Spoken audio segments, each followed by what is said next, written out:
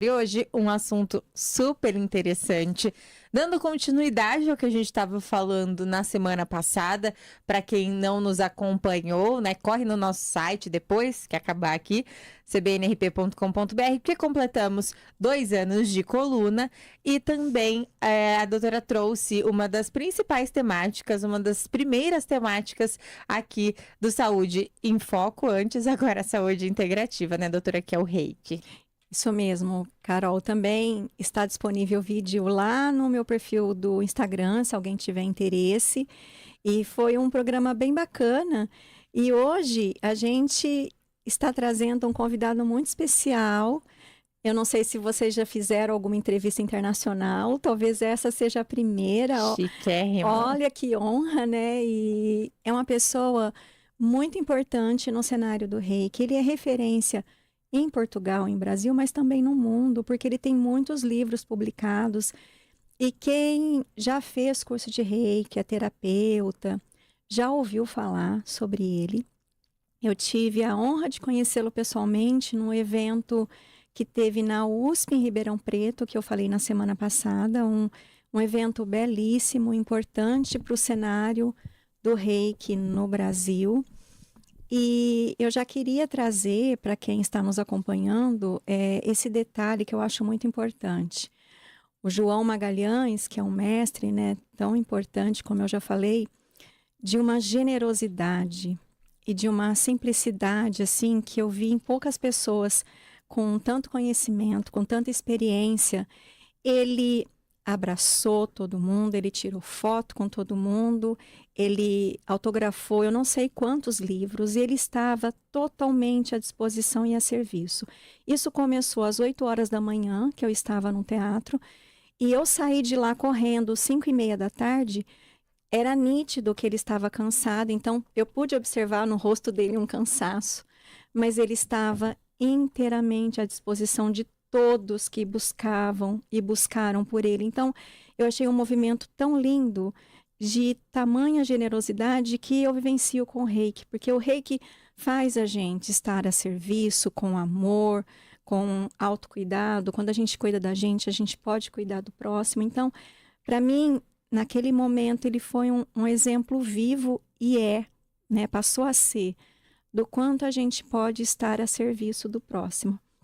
Então, quem está com a gente hoje é o mestre João Magalhães, que é presidente e fundador da Associação Portuguesa de Reiki, fundador do Instituto Educação pela Paz, mestre e terapeuta de Reiki. João pratica budismo desde os 16 anos e é dedicado ao diálogo interreligioso e à promoção de uma cultura de paz.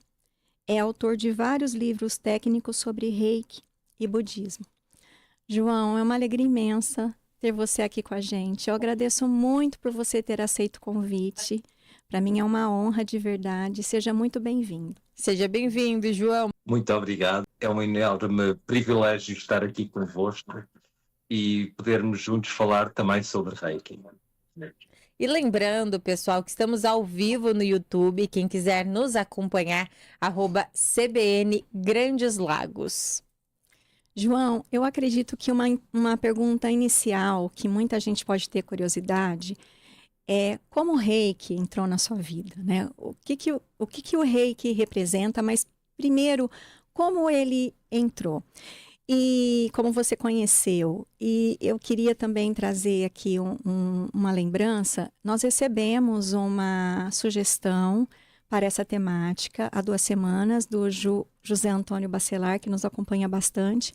Então, parte do que eu trouxe como questões para o João apresentar para os nossos ouvintes estava dentro dessa sugestão que o João achou interessante a gente seguir.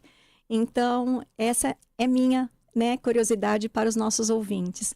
Então, se você puder nos apresentar, por favor. Com todo o gosto, Alessandra. Então, de facto, eu comecei a despertar mais para a espiritualidade quando tinha 15 anos e, a partir daí, comecei a praticar mais meditação, a estudar mais sobre conceitos da espiritualidade e de facto envolvi-me um pouco mais com aquilo que é o budismo e depois com o yoga. E mais tarde, por volta dos anos 2000, alguém me disse que Reiki seria algo muito interessante para eu ver, para eu observar. E de facto assim foi. Fui aprender Reiki e no meu manual de Reiki tinha lá uma fotografia. Era uma fotografia do Mestre Usui. E essa fotografia despertou em mim uma espécie de um amor e de uma paixão. Paixão porquê? Porque Reiki para mim é um fogo constante, que está-me constantemente a alimentar. E de facto é um amor porque é algo contínuo, é algo que eu vejo como um propósito e uma missão para a vida. Então o Reiki surgiu mais ou menos em 2001 e tenho sido sempre um praticante diário, portanto todos os dias eu pratico Reiki. E trouxe para mim bastantes diferenças na vida. Em primeiro lugar, logo na altura, eu tinha uma dor na anca e ao fazer autotratamentos, essa dor melhorou, aliás desapareceu. E depois, a partir daí, também toda a construção de uma filosofia de vida a partir dos 5 princípios. E isso acho que é o mais extraordinário e aquilo que maior mudança me traz na minha vida. E de facto mostra mesmo que nós praticantes de Reiki precisamos de praticar. Ou seja, uma filosofia de vida é algo que nos leva ao longo da vida, que nos carrega, que nos sustenta e que nos dá pilares. E de facto foi esta grande paixão pelos ensinamentos do Mestre Usui que me levou a este grande amor por uma filosofia de vida, que é a nossa filosofia de Reiki. Então, desde 2001, continuo um praticante assíduo. Não gosto de me considerar um mestre de Reiki, mas sim que eu ensino Reiki, ou seja, que eu partilho Reiki com todos. E isso é um privilégio que eu tenho, poder estar convosco. E de facto assim foi também no dia 14 de agosto, naquele seminário, onde nós nos pudemos encontrar, onde não só foi uma recepção tão boa, como também poder conhecer tantas pessoas tão boas e tão interessadas e tão dedicadas àquilo que é a prática de Reiki.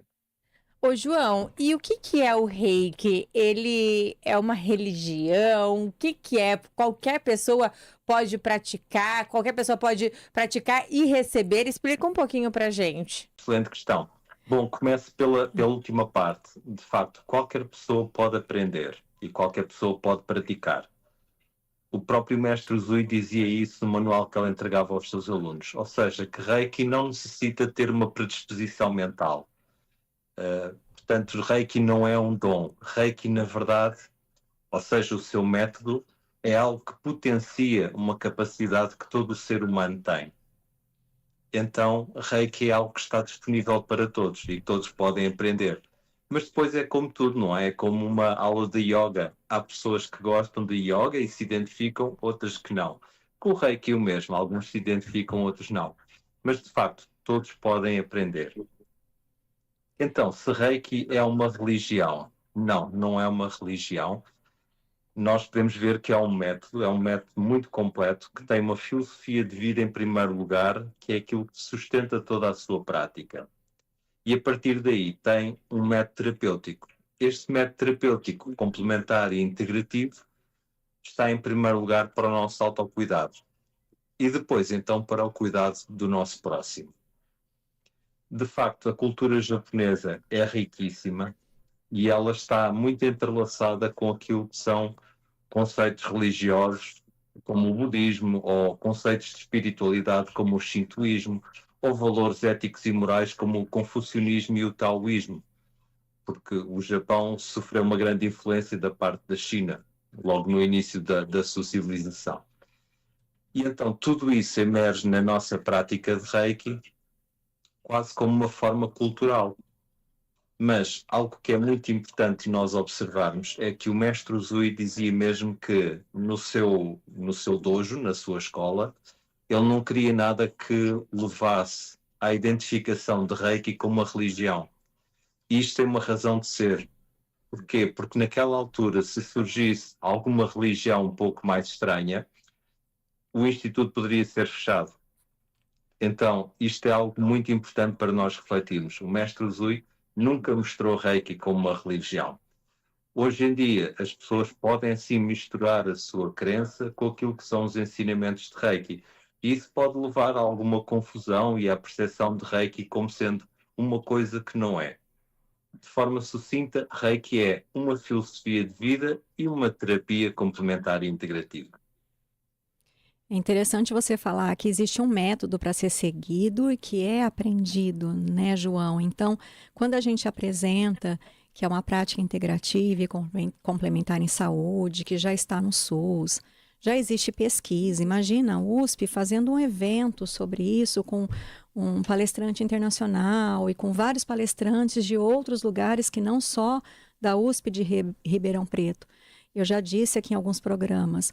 O Reiki ele é estudado na Unifesp, na Unesp, na Unicamp, no Sírio-Libanês, no AC Camargo Cancer Center, Albert Einstein, como uma prática complementar ao tratamento convencional, né? Então, é algo que não tem nada a ver com religião, mas algumas pessoas confundem, né, a imposição de mãos com algumas práticas religiosas. Então, é super importante a gente trazer essa conscientização, esse esclarecimento. Esclarecimento, né? Porque muita gente confunde mesmo, não entende. Não é por não entende. entender mesmo o que é. Sim. E algo também que a gente vem acompanhando, João, se você puder trazer também esclarecimento, algumas pessoas têm dúvidas, parece que existem outros tipos de reiki. Então, se você puder dizer para a gente, né, o que normalmente nós estudamos a partir do que o mestre Mikao Usui nos ensinou, né, e o que a gente vê também disponível para que consiga ter uma diferenciação, porque existe o método do Reiki, a partir do mestre Usui, com os níveis que a gente faz o curso, as formações. Então, se você puder trazer um pouquinho sobre isso para a gente também, por favor. Sim, com certeza. Bom, é claro que Reiki foi criado por um japonês e isso quer dizer que teria que ser um método, ou seja, uma forma de ensino absolutamente estruturada. Reiki tem um propósito logo ao início. Dizia o mestre Usui que a missão do Usui Reiki Ryoho é guiar para uma vida pacífica e feliz. Portanto, nós, a partir daqui, temos uma consciência de para que é que serve Reiki. Depois, ele de facto criou uma estrutura de crescimento e desenvolvimento ao longo desta prática, onde não só a pessoa cresce espiritualmente, e espiritualmente é no sentido de quem eu sou, o que estou aqui a fazer e para onde eu vou. Portanto, espiritualidade, a sua base é isto. E depois, também um desenvolvimento de uma percepção daquilo que é a energia universal, a energia vital que está em todas as coisas, incluindo em nós mesmos, e como a trabalhar, mais ainda, como perceber aquilo que é o desequilíbrio energético que vem do nosso corpo. Então, este método estruturado, claro que a determinado momento encontrou o Ocidente, isto foi já perto da década de 40, e a partir daqui, através da mestre Takata, que estava no Havaí, Reiki começou a sofrer uma espécie de uma aculturação, ou seja, o Oriente e o Ocidente tiveram que se encontrar. Se nós formos a ver o plano social e cultural daquele momento, nós vemos um final de uma Segunda Guerra Mundial e temos um método japonês a ser ensinado nos Estados Unidos. O que quer dizer que a mestre Takata teve que adaptar muitos dos conceitos para que os americanos esquecessem um pouco a ideia japonesa e se concentrassem mais naquilo que era a parte essencial de Reiki.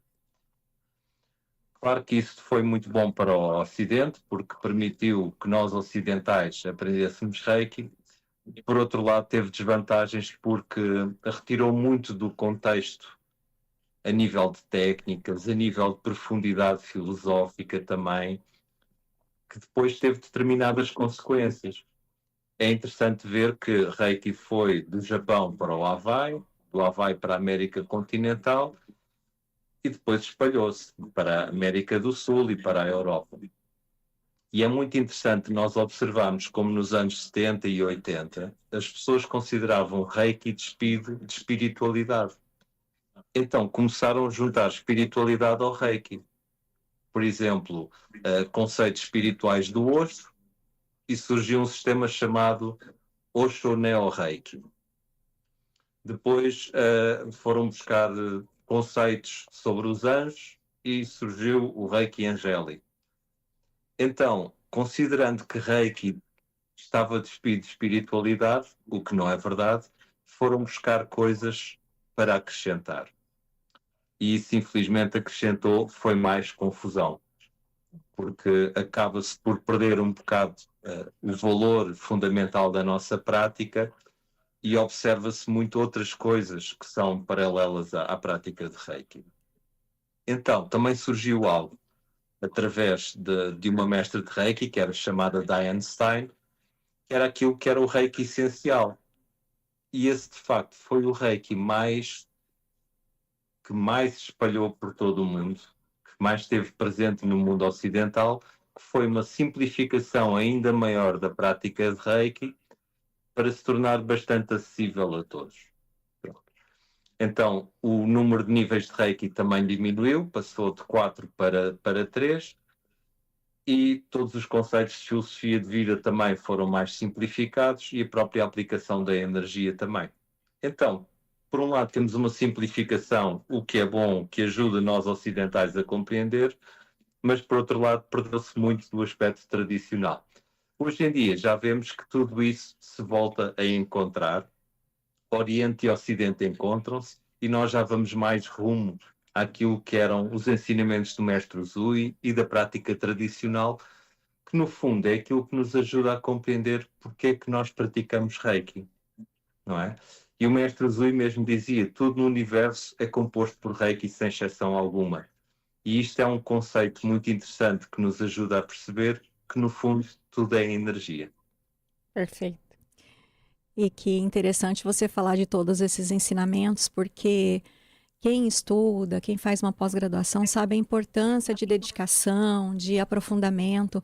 E quando a gente vê algumas formações que aprendem os 3 ou 4 níveis ali num final de semana, ou às vezes numa semana, a gente consegue perceber o quanto pode ser perdido, porque quando a gente faz o Reiki nível 1, por exemplo, a gente precisa, o praticante, passar por pelo menos 21 dias de tratamento, de autoaplicação. E eu confesso que no dia que eu fiz o meu curso, eu senti uma necessidade grande de, a partir daquele primeiro dia de autoaplicação, ajustar a minha alimentação. Então, foram 21 dias de alimentação diferente do que eu vinha sentindo. E aquilo não foi algo que foi sugerido pela minha mestre, foi algo que foi interno, foi uma mudança interna. O meu curso foi feito na minha casa, com outras pessoas. Eu abri a minha casa para isso e a minha filha ficou na sala, ali brincando. No final do nosso curso, aconteceu algo incrível. Ela desenhou o símbolo do Chokurei no papel. Então, ela entrou naquela energia, a mestre explicou, sintonizou a Sofia, e ela depois, nos 21 dias, falava, mamãe, vamos tratar a nossa comidinha, a nossa plantinha, a nossa água com a mãozinha. Então, é algo tão maravilhoso, é exatamente o que você falou, a energia ela está disponível para todo mundo e a gente entra nela, né, João? É isso mesmo, Alessandra. Olha, e que testemunho tão bonito. E de facto é assim, as crianças verdadeiramente sentem porque elas não estão tão focadas no nosso componente mental e emocional, que por vezes têm dúvidas de si mesmo e daquilo que é o sentir. Sim. E de facto, como tu dizes, é preciso nós termos um tempo de vivência, não é? O próprio Mestre Usui, ele dizia que o treino, de acordo com a lei natural deste mundo, desenvolve a espiritualidade humana. As palavras que tu falas e as ações que tu tomas tornar-se-ão unas com o absoluto ilimitado. E isto é uma frase verdadeiramente inspiradora para todos nós. Para já, é uma observação daquilo que é a vida. Nós sabemos que tudo se desenvolve através do empenho e do treino. E, por outro lado, é uma inspiração, uma motivação para nós podermos continuar. Muitas vezes as pessoas dizem, eu não estou a sentir bem Reiki. Então é um sinal que a pessoa tem que aprender como é que ela sente. Porque é uma tomada de consciência. E isto é um processo muito individual para cada um e que requer tempo e entrega. A gente tem pouquinho tempo para finalizar, infelizmente. João, eu queria que você deixasse uma mensagem final. Você tem um posicionamento muito importante sobre a educação pela paz e o quanto isso também se reflete na prática do Reiki, quanto a gente pode fazer movimentos e práticas para nos curar e curar os nossos relacionamentos, para essa educação pela paz. Se você puder trazer então uma mensagem sobre isso. Com certeza. Muito obrigado mesmo. Bom, eu, muito sinceramente, do coração, o maior desejo que posso deixar a todos os praticantes é que desenvolvam cada vez mais bondade. Que não se esqueçam que, de facto, tudo é energia, os nossos pensamentos são energia, as nossas emoções são energia e aquilo que nós fazemos é energia. O que quer dizer que, se surge um mau pensamento, ele será um determinado tipo de energia. Uma má emoção, um determinado tipo de energia. Então nós temos também ter uma bondade para connosco e para com os outros, desenvolvendo cada vez mais os 5 princípios para que os nossos pensamentos possam ser bondosos, as nossas emoções também possam ser bondosas e os nossos atos cada vez mais bondosos. Porque nós, praticantes de Reiki, precisamos de nos entreajudar, precisamos de nos dedicar, entregar ao serviço também e da melhor forma possível ajudar o mundo. Foi um Maravilha. enorme privilégio ter estado convosco. Finalize com os 5 princípios, por favor, que eu gostaria tanto de ouvir de você novamente. Com todo o gosto, com todo o gosto. Só por hoje sou calmo, confio, sou grato, trabalho honestamente e sou bondoso. Gratidão. Gratidão, João. Realmente muito agradecidas dessa entrevista, de você poder passar um pouco do seu conhecimento para a gente, para os nossos ouvintes também. Muito, muito obrigada. João, muito obrigado, meu. Tudo bom para vocês. Para você também. A gente vai disponibilizar esse vídeo lá no meu perfil, que vai ter o contato do João, o Instagram Legal. dele, inclusive, da Associação Portuguesa de Reiki. Vamos fazer essa divulgação para a gente ampliar, João, tudo o que você fala, tudo que você apresenta para a gente. Eu agradeço do fundo do meu coração. Gratidão imensa. Muito obrigado, Alessandra. Tudo bom para vocês. Muito obrigado. Agradeço para você também. E, doutora Alessandra, muito obrigada por mais um quadro, sempre muito interessante, cheio de conhecimento para a gente. E nós nos encontramos na quarta que vem. Com certeza, Carol. Vou continuar um pouquinho, então, essa temática. E como eu sempre faço todo ano, eu vou fazer um movimento voluntário de envio de Reiki coletivo para o Setembro Amarelo. Legal. Então, vou apresentar na próxima semana. Vou fazer toda semana esse envio aqui. Convido os nossos ouvintes a participarem. Maravilha. Combinado, doutora.